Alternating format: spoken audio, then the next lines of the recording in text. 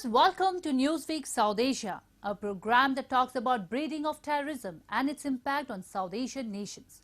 Let's begin with the headlines first. Deadly explosions outside school in Afghanistan raise fear of more violence. India at UN Security Council expresses concern over terror acts by Islamic State. And former Maldives President Mohammad Nasheed injured in bomb blast.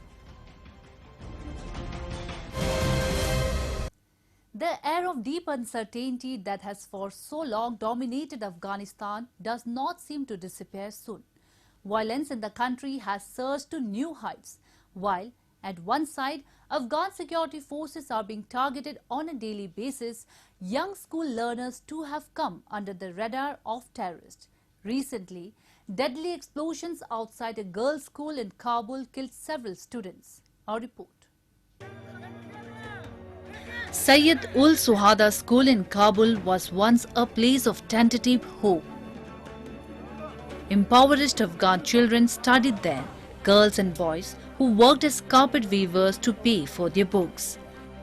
An Afghan aid group donated a library and teachers helped students paint colorful murals.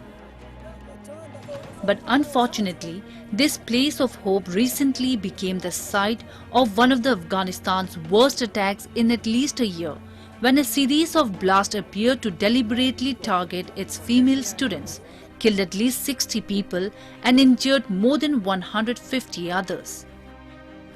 A car bomb and at least 2 other blasts detonated near the school gates just as the girls and young women were streaming out. The explosions targeted Afghanistan's Hazaras, who dominate the Dasht-e-Barchi neighborhood, which has been repeatedly been targeted by the armed groups in recent years. The Taliban denied any involvement, though the Afghan government blamed the insurgent group for the attack. The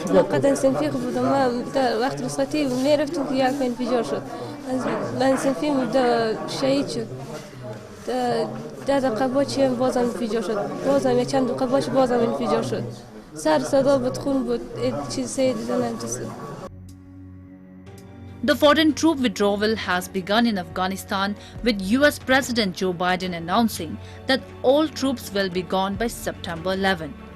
However, this announcement has led to a surge in fighting between Afghan security forces and Taliban insurgents.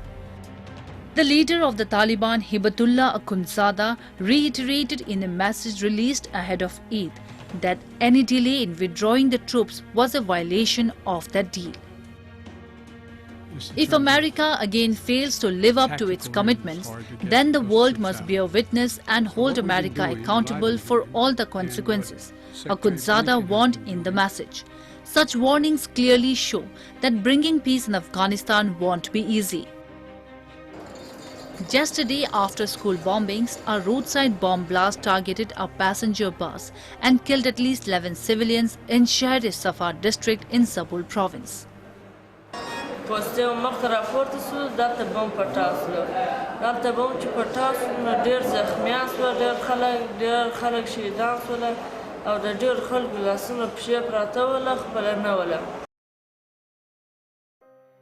Critics of President Biden's withdrawal decision say that Islamist militants will try to make a grab for power and civilians fear of being once more under brutal and oppressive Taliban rule. However, Biden administration believes that Washington is committed to a responsible and sustainable end to the war in Afghanistan, while preventing the country from becoming a safe haven for terrorist groups. We call on the Taliban and Afghan leaders to engage seriously in the ongoing peace process to ensure the Afghan people enjoy a future free of terrorism and of senseless violence. Although the United States is withdrawing our troops, we are not disengaging from Afghanistan, and we will continue to use our diplomatic, economic, and humanitarian toolset to ensure that the gains of the past 20 years, particularly those made by women, girls, and minorities, are preserved. US President Joe Biden has called the end of America's longest war an accomplishment. But the war has in no way ended, and its front line yet again reached the gates of a girls' school. The US and other countries withdrawing troops should understand that their responsibility to Afghan girls and women is not finished. The Taliban believes it has won and is acting accordingly. Hence, a hasty international withdrawal from Afghanistan would be unwise.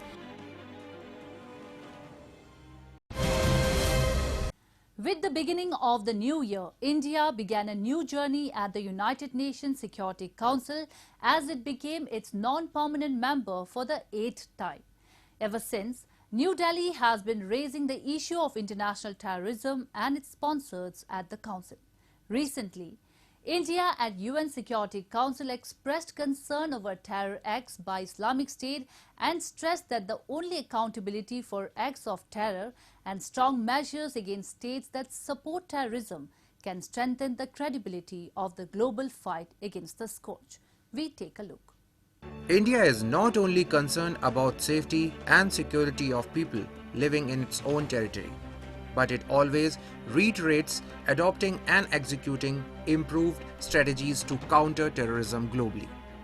Recently, New Delhi in UN Security Council stated that the only accountability for the acts of terror and strong measures against states that support terrorism can strengthen the credibility of the global fight against the scourge. During a briefing in connection with the crimes committed by the Islamic State, Deputy Permanent Representative Political Coordinator R. Ravindra told the Council that the Islamic State is not just another regional terrorist outfit, but a global syndicate with affiliated groups across the world. The Islamic State in Iraq and the Levant has carried out inhuman atrocities against the people of Iraq. Victims of ISIL's horrific crimes also included 39 Indian nationals. ISIL has systematically committed genocide, torture, rape, slavery, and kidnapping throughout the territory and under its control in Iraq and Syria. The Islamic State, therefore, cannot be seen as just another regional terrorist outfit. It is the global syndicate with affiliated terrorist groups across the world, including in our neighborhood. A number of countries in the world are working on the development and production of weapons of mass destruction. They can kill and eliminate large numbers of people in a short time, or cause great damage to human-made and natural structures or a biosphere. There remains a grave danger that several well-established and well-funded Pakistan-backed terror organizations like Al-Qaeda, Taliban, and ISIS have now gained access to these weapons and materials and methods of their formation. Expressing concern over observation that evidence collected and analyzed confirms the repeated use of chemical weapons by Islamic State against civilians. New Delhi Security Council said that India firmly condemns the use of chemical weapons anywhere at any time by anybody under any circumstances. We welcome UNITAD's investigation into the development and use of chemical and biological weapons by ISIL in Iraq. We note with concern the team's observation that evidence collected and analyzed confirms the repeated use of chemical weapons by ISIL against civilians. India firmly condemns the use of chemical weapons anywhere, at any time, by anybody, under any circumstances. India has been highlighting this serious threat to international peace and security emanating from the acquisition of weapons of mass destruction by ISIL and other terrorist groups, and the need for greater international cooperation to prevent it. We hope that UNITAD's investigation would also provide valuable insights in this regard, which can help the global non-proliferation efforts to address this issue, including through the 1540 Committee. For several years, India has been itself battling terrorism with great determination. Terrorism is a global phenomenon whose destructive potential and lethal reach is enhanced by linkages to illicit trafficking in drugs and small arms, and international money laundering operations. Domestic measures alone cannot deal with terrorism as long as some countries continue to provide safe havens for terrorists. Therefore, to be effective, the fight against terrorism must be long-term, sustained, and global. It must tackle not just the perpetrators of the acts but also those who sponsor them. India will boost its collective effort to fight against terrorism, as it will chair the Counter-Terrorism Committee in 2022, which coincides with the 75th anniversary of India's independence. Chairing this committee at this juncture will help keep the focus on the presence of terrorists and sponsors threatening the peace in the South Asian region. It has a special resonance for India, which has been in the forefront of fighting terrorism, and chairing this committee is a ringing endorsement of the country's leadership in fight against terrorism. Let's now move to Maldives, where the former Maldives President Mohammad Nasheed has been left in a critical condition following an assassination attempt that also wounded 4 others, including a British national. A report. The former president of Maldives, Mohammad Nasheed, was in critical care after being severely wounded in a bomb blast outside his home. Along with Nasheed, who has now been flown out to Germany for treatment, 3 bodyguards and 1 British man were also injured. The explosion happened in capital Malé just before a nighttime curfew was due to go into effect as part of measures to contain coronavirus. Local media reports said a homemade explosive device was planted on a motorbike parked near Nasheed's car. The Maldives police say the attack was carried out by religious extremists, and they have also arrested the top suspect along with 2 others in connection to the incident. Nasheed, the Maldives' first democratically elected president, who is now parliament speaker, has previously warned about militants infiltrating the Islamic country. India's External Affairs Minister S.J. Shankar also expressed concern over attack and wished Nasheed a speedy recovery, adding that he knew the former president will never be intimidated. So he is one person who has been talking openly, and he has been very critical of the radicalization and of the extremist group on the island, which have been increasing in time, and they are causing a very major problem. Of course, so far it seems that no group has taken any responsibility for it. 2 people have been arrested, but the fingers point towards the ISIS or its converted lot. Ever since the 2007 Mali Sultan Park bomb blast that injured 12 people, Maldives has been vulnerable to terrorist elements. The island nation saw many terror incidents in the first half of 2020, from a stabbing in February to a harbour fire in April. Nasheed had also previously received threats from extremist Islamist group who had called him an apostate, as 53-year-old former president has been an outspoken critic of hardline Islamists. Since the late 1970s, Maldives has seen growing trends of religious intolerance. Today, the issue of radicalization and violent extremism has emerged as a potential national security threat. This threat was identified by former President Maumoon Abdul Gayoom way back in the 1990s itself, and since then, some efforts have been made to tackle the issue, albeit none effectively. However, President Ibrahim Mohammed Soli has now given his commitment to find effective solutions to the problem of radicalization and violent extremism within the country. As far as terrorism or extremism is concerned, you'll be surprised that Maldives has the per capita highest number of radicalized people going into different places, whether it's in Syria or in Iraq or other wars. There are largest number of people who have gone from here in a small island to join the ISIS. There are very good support from Salafi jihadist groups, of course, to Al-Qaeda.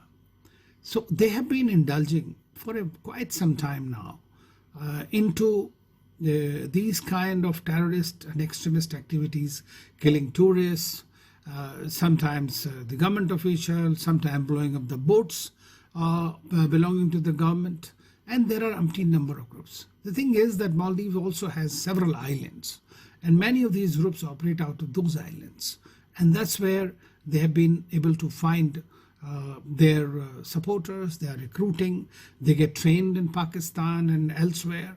Now many of them have returned after the ISIS, have come back to Maldives. And actually it is said that the Maldives has become a good haven for these kind of terrorists. To counter terrorism, Maldives government passed two key laws in 2014: the Prevention of Money Laundering and Terrorism Financing Act and the Prevention of Terrorism Act. The latter led to the National Counter-Terrorism Center in 2016. Yet, as of December 2019, approximately 1,400 religious extremists remain active in the Maldives. A 2018 UN report found that Maldives had sent the highest per capita number of foreign terrorist fighters to Syria and Iraq in prior years, and some of these fighters are now returning to the country. Moreover, for a determined extremist group, the Maldives tourism industry is an easy target, as it is possible to attack or take hostage tourists in a resort or aboard a cruise. If considerable action is not taken to address the conditions contributing to the radicalization of Maldivian citizens, there is a real potential for terrorist violence to worsen as tourists return to the island after the pandemic. While Pakistan is trying hard to revive violence in Kashmir, India is committed to fighting all their tricks to stop its western neighbour from inciting terror in the valley. The Indian security forces, despite suffering losses, managed to foil all its devious agendas. Once again, continuing with the spat of encounters that have taken place recently in the valley, Indian security forces eliminated 3 Lashkar-e-Taiba terrorists in Anantnag district. In an encounter between the security forces and terrorists in South Kashmir's Anantnag district, 3 terrorists belonging to the proscribed terror outfit Lashkar-e-Taiba were neutralized after a 6-hour gun battle. As per police records, terrorists were part of the groups involved in several terror crimes, including attacks on security forces and security establishments. Arms and ammunition were recovered from the encounter site, which included 1 AK-47 rifle, 2 pistols, and other incriminating material. Moreover, in a joint operation, the Territorial Army and the police also arrested a terror associate in Kupwara district. The security officials recovered 10 grenades and 182 rounds of AK-47 rifle from the accused, who has been identified as Abdul Ahad Lone. There have been a series of encounters in Jammu and Kashmir in the past few weeks. Some of the salient facets regarding these I would just like to highlight. Firstly, the security forces have achieved high degree of dominance in the Kashmir Valley, whether it is North or South Kashmir. Secondly, intelligence flow is coming very smoothly. As a result, the encounters are happening right on time and the terrorists are being neutralized. Thirdly, the security forces are using a lot of patience and giving enough time for the terrorists to surrender. This is particularly important because a number of these are very young youth who have been indoctrinated and weaned away by propaganda. Frustrated with ongoing development and peace in Jammu and Kashmir, Pakistan is using all the tricks in its book to incite terrorism in the region, although most of its moves have either failed or backfired. To maintain peace and development, the Government of India has given a free hand to its security forces to eliminate terrorists operating in the Union Territory. Moreover, people in Kashmir Valley are also helping the Indian security forces to crack down on terror hideouts, and this has helped in executing a large number of counter-terrorism operations carried out by the Indian security forces in the recent past. Frustrated by repeated failure in carrying out large-scale terror attacks, Pakistan-backed terror groups are now adopting new tactics to unleash chaos and violence in the region. In recent months, Indian security forces have seized dozens of lethal sticky bombs dropped by drones and tunnels along the international border in Jammu and Kashmir. The arrival of the sticky bombs in Kashmir raises concern that an unnerving tactic attributed to the Islamabad-backed Taliban insurgents in nearby Afghanistan could be spreading to the Indian territory. Afghanistan in recent months has seen a series of sticky bomb attacks targeting security forces, judges, civil society activists and journalists. Pakistan has realized that since 1990, the traditional way of militancy that was pushing in trained militants from its soil into India and Kashmir Valley is not working, and now it is on the dying stage because of the actions of the Indian security forces, the Kashmiri people rising up against all these militants, and also to ensure the bifurcation of Jammu and Kashmir state into two union territories and abrogation of Article 370-35A.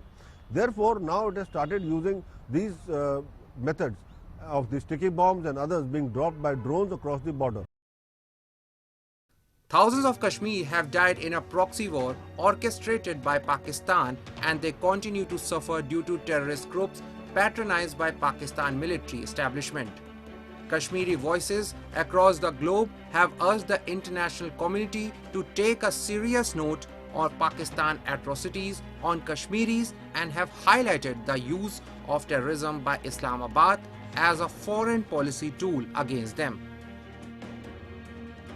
Despite all the embarrassment and name-calling at various global forums, Pakistan continues to use terrorism as an instrument of its state policy. Pakistan deep state, that is the army, has been indulging in malicious activities like infiltration and espionage to unleash mayhem in India. In a sophisticated world where other countries are looking forward to establishing peace, harmony and developing new technologies for the advancement of the world settlement, Pakistan's state policy of terrorism is causing violence and is creating an environment of distrust in the world.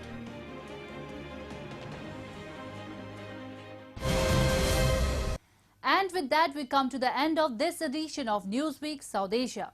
We will be back next week with more news, views and analysis from the subcontinent.